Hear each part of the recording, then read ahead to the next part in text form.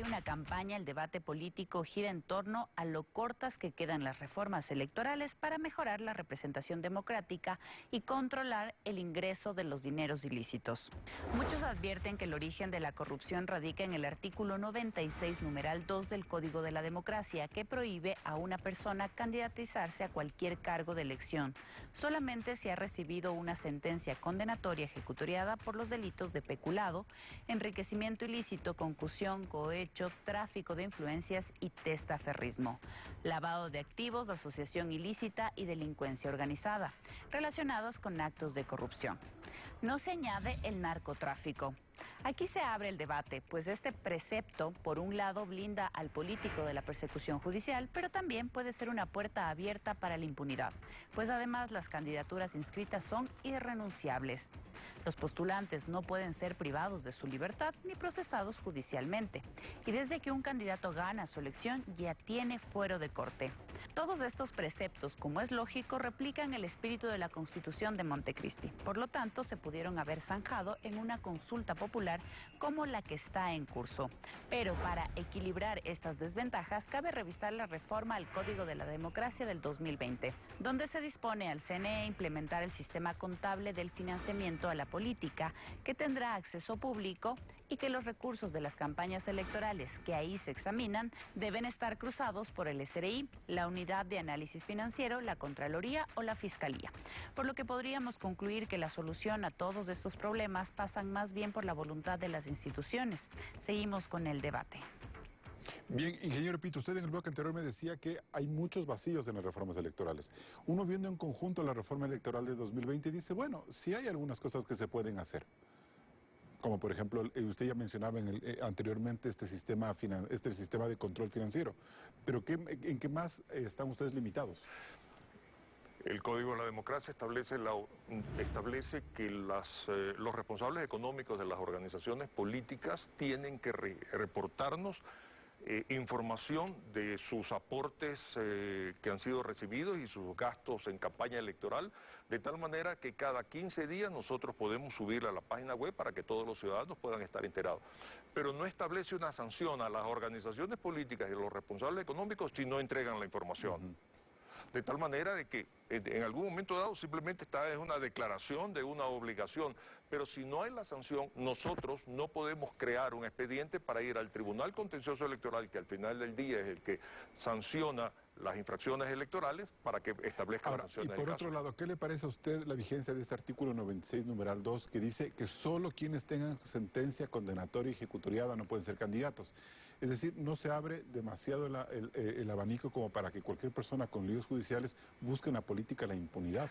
Pensando así democráticamente, ingeniero. Estoy totalmente de acuerdo, porque el hecho de haber sido en algún momento dado sancionado, obviamente es una limitación, pero hay gente que ya está en un proceso judicial donde las pruebas son tan evidentes, donde la sociedad conoce de los antecedentes de estas personas, que pueden ser candidatos, porque en este momento, al amparo de aquello de que se presume su inocencia, pueden ser perfectamente calificados para participar en un proceso electoral, independiente de que más tarde puedan ser sancionados. Pero esto es una limitación y nosotros tenemos que registrar candidaturas y lo hemos tenido que hacer, lamentablemente, por esta libertad. A sabiendas de que podrían utilizar luego la política para su impunidad, ¿no es cierto? Pero claro, porque ya después son elegidos y ya después tienen una fuerza para poder manejar una reforma a su conveniencia. Antes dime con María Belén, Luis Córdoba, ¿hacemos bien en mantener el espíritu de ese artículo? Porque lo que te van a decir es que también ha habido una persecución judicial por décadas en el Ecuador, entonces el que tiene la posibilidad de gobernar este país le pones un juicio, entonces ya le quitas esos derechos. Y yo creo que el problema va mucho más allá y este es uno de los grandes dilemas que tenemos como sociedad. Reconocer que en el Ecuador se ha ido consolidando un orden crimilegal. Este es un concepto de un politólogo alemán que permite entender que los límites entre las normas sociales, de la criminalidad, la inmoralidad, se van difuminando. Y quiero dar un ejemplo que es elocuente de lo que estamos diciendo. Fíjense, por ejemplo, la Ley Orgánica de Desarrollo Económico que propuso el gobierno y que aprobaron con el apoyo del movimiento de la Revolución Ciudadana. Esa ley, en el artículo 15, crea un régimen especial para traer capitales del extranjero, solo con una declaración juramentada, sin explicar el origen de esos capitales. Eso lo permite. Y el día de hoy, en el 2023, el presidente acaba de autorizar que ahora en cambio puedan sacar los capitales cada vez con menos impuestos. Esta es una forma de explicar esta criminalidad. Se están mimetizando. Ya la propia élite política acepta y reconoce como normal que existan estos procedimientos. En 2 años más estaremos diciéndose, como hay una ley que permite traer capitales con declaración juramentada, entonces tenemos más dinero del crimen organizado. Esta ley lo permitió en el 2022. Y quiero dar un ejemplo para mostrar que esto no es nuevo. Revista Vistazo del año 95. Danzando con Lobos. Alberto Dajid Garzosi, que hoy se pasea en los medios de comunicación como analista, se olvidan de que él hizo un acto de concusión más escandaloso de los años 90. En este reportaje de Revista Vistazo se explica cómo el gobierno de Sixto Durán Ballén y Alberto Dajid compró la votación del Partido Social Cristiano por 200.000 millones de sucres.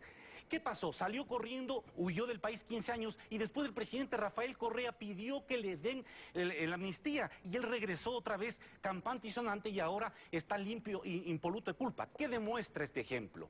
Demuestra que este problema de la criminalidad en el país no es reciente. Se ha agravado porque hay un cambio geopolítico en las dinámicas de la cocaína que ha acrecentado la violencia y la criminalidad. Pero evidentemente la élite política necesita tener un sacudón. ¿Y de dónde proviene ese sacudón? Únicamente de los actores de la sociedad civil y del resto de actores sociales dispuestos para intervenir en política. Pero ese sacudón implica por mejorar esas leyes, ese artículo 96, María Belén, que es el que a ti más te preocupa. Justamente, me parece que el sacudón de que habla Luis debe propender a hacer esta reforma que incluya en este listado hoy por hoy que se constriñe a delitos que tienen que ver con fondos públicos en última instancia, con la cosa pública, con el manejo de recursos. Ampliar el espectro y hablar de directamente narcotráfico, lavado de activos e ir más allá, propender el debate a qué es lo que les duele a las organizaciones de crimen organizado. El bolsillo. Pero María, antes de eso, lo que sí me parece importante que deberíamos como hablar es, una cosa es ser candidato, o sea, ser personaje condenado por la justicia y otra cosa es ser procesado, o sea, que estás en juicio. ¿Por qué dices tú que el mero hecho de hablar de un procesamiento a una persona ya le debería inhibir de ser candidato? Justamente, a ver, constitución anterior, ¿no es cierto? Antes del Montecristi. Bajo ese espectro legal, una persona perdía los derechos políticos, ergo no podía ser candidato con el llamado juicio. Confírmeme, ingeniero Pita. Yo perdía mis derechos políticos porque era llamada a la etapa de juicio. Se cambia el escenario con la Constitución de Montecristi y se dice no, efectivamente ha habido evidencia de que le persiguen a alguien, le ponen un juicio y ya no es candidato. Ahora se pone un blindaje adicional que dice solamente cuando tenga sentencia condenatoria. En este listado, hemos leído, es un listado de 10 aproximadamente delitos.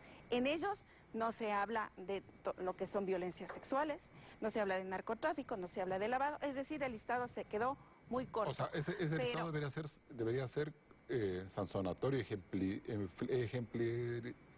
generar ejemplo en la sociedad, es decir, no cualquiera puede ser candidato. Así es, porque el debate de fondo es cómo cualquiera puede estar en una papeleta. Vamos al fondo, ¿por qué cualquiera? Por eso hay 30.000. Por eso tengo 12 candidatos para una ciudad de este porte. No debería. Y que 10 de ellos tendrán 1% de votación, 12, y la prensa por las leyes de equidad tiene que hablar con los 12 y no con los que realmente pueden ganar. Y entonces tengo que interpelar a las organizaciones políticas y decir, no me dicen que hicieron unas primarias, es decir, ustedes no filtraron. Ustedes sabían que la búsqueda de causas de una persona es pública, es de acceso público, se digita en una página de internet y le salen los juicios. Y cierto es, hay una tensión fundamental entre el derecho del ciudadano a su buen nombre, a que se presuma la inocencia hasta que se tenga la sentencia condenatoria por un delito, pero eso está en contradicción y en conflicto con el derecho de la ciudadanía en general de tener en la papeleta a personas que son pruebas para saber qué les va a dar. Tengo un paréntesis ahí. Luis, lo que dice María Belén es fundamental. O sea, estamos poniendo en el debate dos cosas. El derecho a la reputación y al buen nombre que me estarían vulnerando por el solo hecho de que me están llamando a juicio, o el hecho de blindar a la ciudadanía de que ya hay una sospecha y que por lo tanto es preferible que esa persona se abstenga de manejar en el futuro recursos públicos y el poder político. ¿Cómo lo miras tú? Yo pienso que ese es mirar apenas un árbol pequeño. ¿Por qué?